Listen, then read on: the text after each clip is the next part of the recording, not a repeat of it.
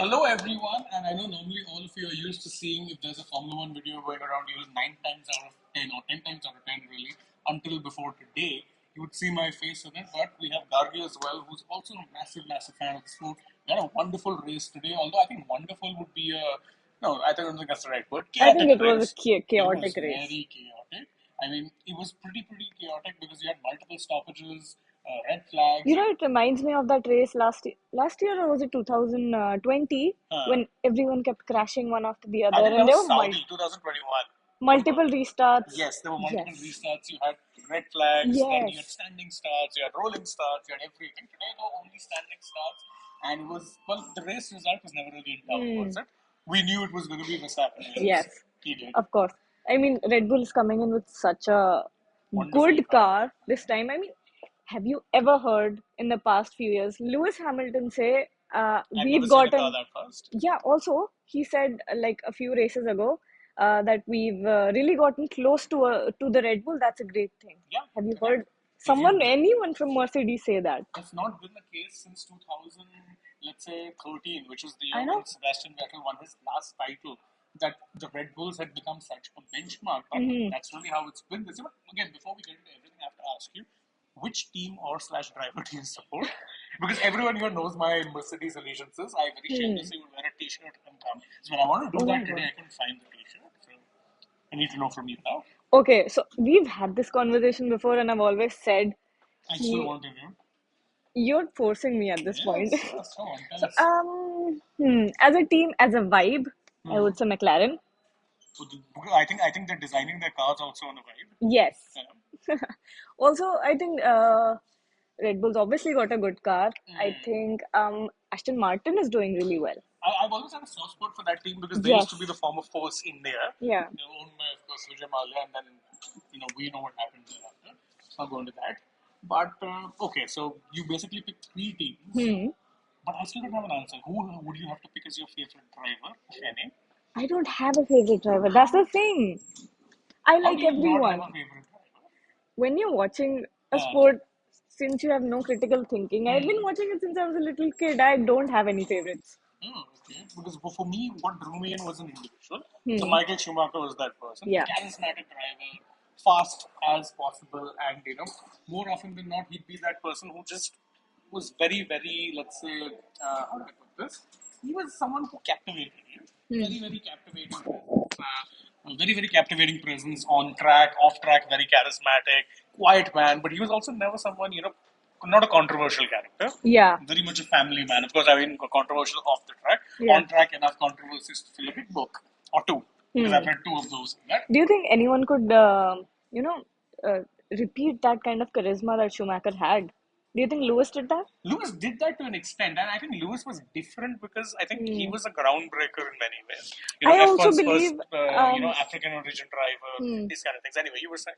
I was saying, I don't know if it's there's a lot of talk around, there's always been talk around Lewis Hamilton, especially when he was at his peak. Yeah. A lot of people said he was too aggressive, he was, putting other people's lives in danger.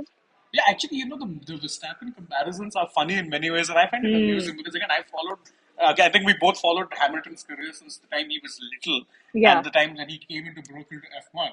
At that point, he was always the aggressive one, and ironically, Yes. now later on, he's actually Max. matured so much as Yes. a driver that he's smooth. But now you have a Verstappen who's dominating. And but speaking of Verstappen dominating, today though was one of those days where you didn't think there was going to be a chance anyone was winning the race until that very late safety car. Yes. Because you're thinking at that point, it's like, oh, okay, 2 laps to go.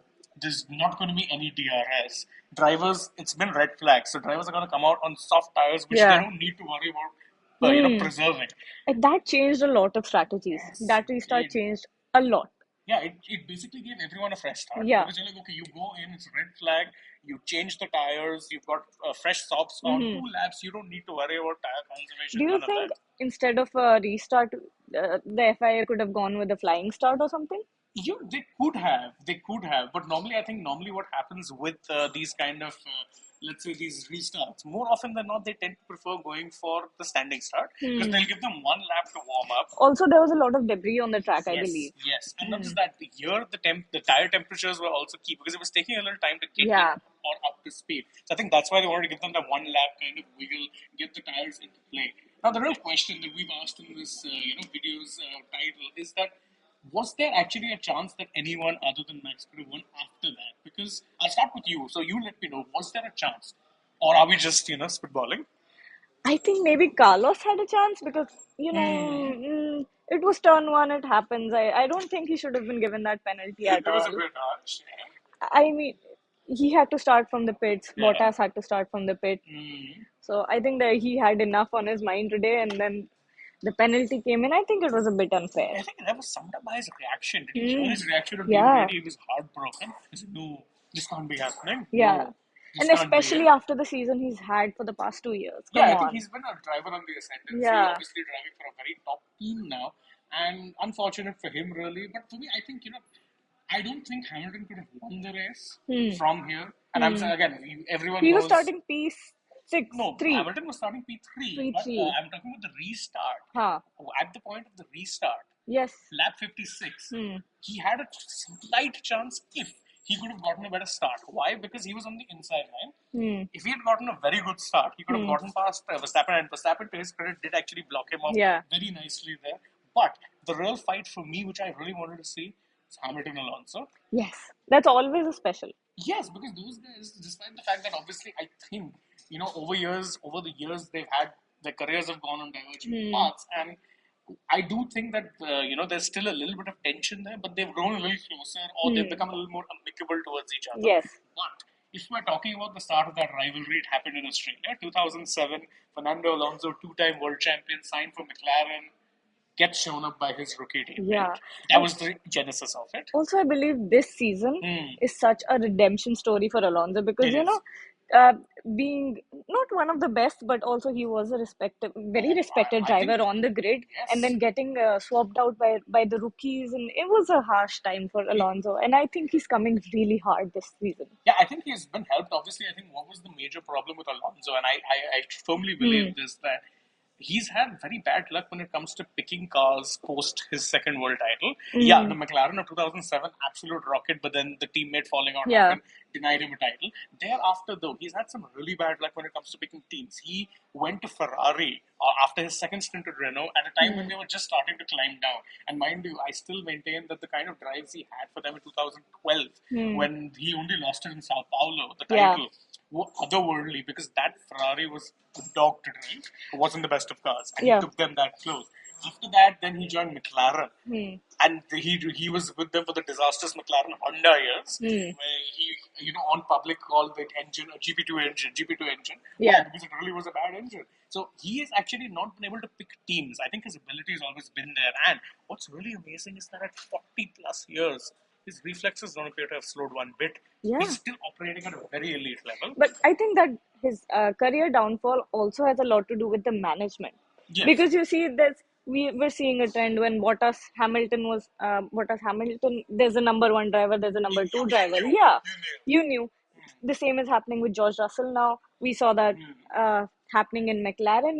At one point, Lando was given a lot of priority over Daniel, even though he got them their only podium in the Only season. win. Only win in the Only season. first win in like Yes, 10 years. yes. And the poor guy who had just had to be reshuffled out. Do you think that was a fair point from McLaren? Actually, that's a very complicated answer, and it's actually the answer. Okay, I do think it was the right decision because for whatever reason, Daniel Ricciardo and that McLaren were just not working out. Yeah. However, what is also being proven, He was having a lot of problems with the car. yes, but what is also being proven now is that the car problems run a lot deeper than just Daniel. They were not making a good car. Yeah. I give full credit to Lando Norris for, however, what he was doing to drive those cars to respectable finishes. Because you've seen what's happened to them this year. Yeah. They've fallen way back, and today's points finish was almost down to luck that you had 8 cars out by the end. Yeah. So it was very This lucky. also reminds me of Kevin Magnussen and Mick Schumacher. They've had horrible cars, but they've made it look at least average. Exactly. And by the way, this year Magnussen has really been struggling. Yes. Even today, the entire fracas that we're talking, the whole talking point which we're having here when it comes to that late safety car, Yeah. that late red flag, happened because Magnussen ended up hitting the wall, which, by the way, was the main reason why they dropped Mick Schumacher. He Yeah. was hitting one too many walls. Yeah.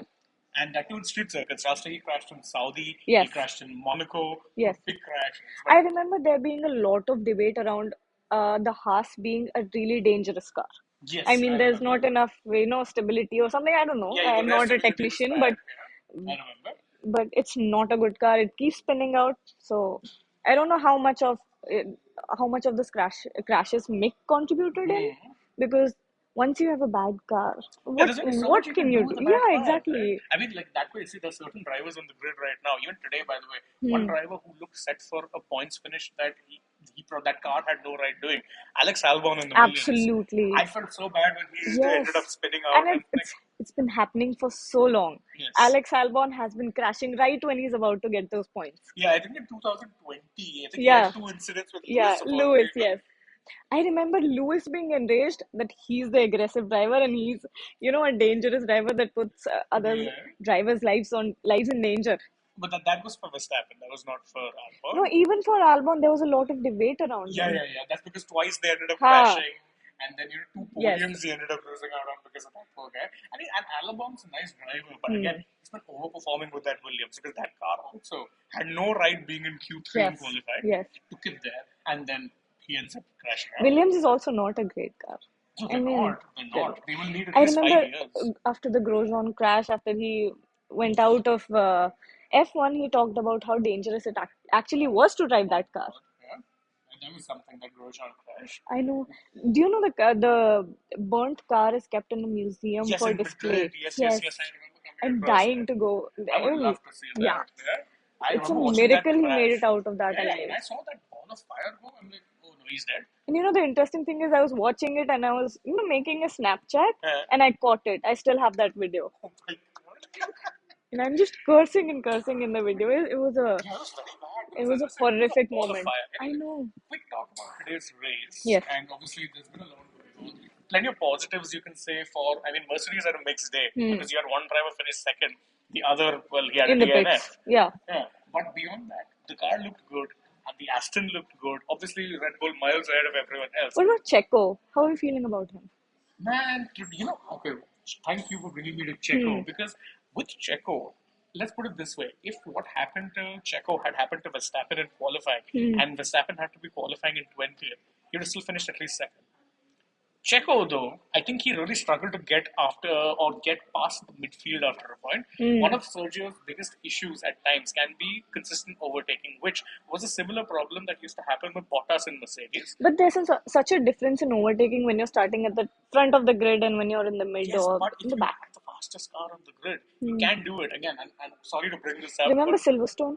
Silverstone, better example I'll give you. Lewis Hamilton, Brazil GP Sprint 2021. Right. Starting from, I think, 17th, 18th, ended up coming through half the grid. So if you have a quick car, that is what you need to be doing. That's what I'm saying with Verstappen. Like last race only, Saudi, he's starting 15th. He clawed his way back all the way up to second. And that's the thing. With Perez, he's a good driver. Can he find that level, unlock that level within himself at this age to beat someone as ruthlessly consistent as Verstappen?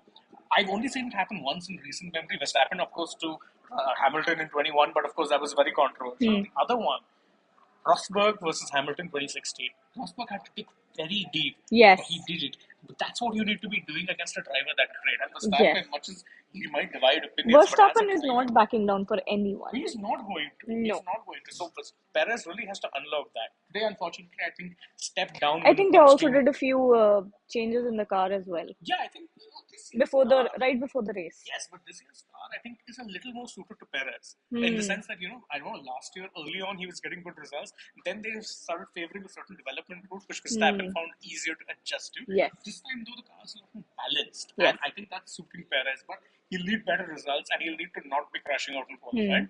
Because if you have to fight Max, he's going to be ruthless. He's going to be relentless. You have to be the same. You can't be Ministry of Defense Checo. You have to be defending your own interests. Yes. You can't be defending for Max. I think he needs to go into the Ministry of Attacking or something. Yeah. Now he needs to be the Ministry of Defense, but doing the, defending from other people and from defending from Verstappen, not defending Verstappen. Now, I know your favorite is Lewis. Yes. Max has the best car and the best intent. Yeah. But who are you rooting for to win this season?